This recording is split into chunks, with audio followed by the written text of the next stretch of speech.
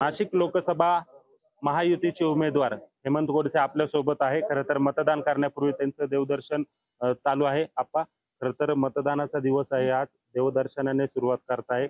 उमेदवारी मिळावी यासाठी त्या अगोदर देखील तुम्ही देवदर्शन केलं होतं आणि ते देखील चर्चेत आलेलं होतं। आज मतदानापूर्वी देवदर्शन करताय, काय भावना आहे?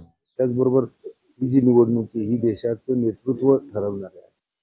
म्हणून ज्या प्रकारे या देशाचे पंतप्रधान आदरणीय मोदी साहेबांनी जे काही कार्य या ठिकाणी काम या ठिकाणी आपल्याला आपल्या देशाला एक महासत्तेकडे नेण्याचं काम या ठिकाणी करतायत, म्हणून संपूर्ण भारतीयांना विश्वास आहे आणि त्यांची देखील इच्छा आहे की पुन्हा एकदा आपल्या मोदी साहेबांना तिसऱ्यांदा पंतप्रधानपदी विराजमान या ठिकाणी। आपण बघितलं का देवदर्शनाने आजच्या दिवसाची सुरुवात केलेली असली तरी निश्चितच पंतप्रधान नरेंद्र मोदी यांना खरं तर तिसऱ्यांदा बनविण्यासाठी ही निवडणूक महत्वाची आणि जनतेला जास्तीत जास्त निवडणुकीत मतदान करण्याचं जे आव्हान आहे ते हेमंत गोडसे यांच्याकडनं केलेलं आहे। खरं तर मतदानापूर्वी देवदर्शन करून देवांचा आशीर्वाद घेत त्यांनी आता मतदानाला जाण्याचा निर्णय घेतलेला आहे। त्यामुळे एकूणच या मतदानानंतर आता त्यांना देव पावणार का हे पाहणं महत्वाचं ठरणार आहे।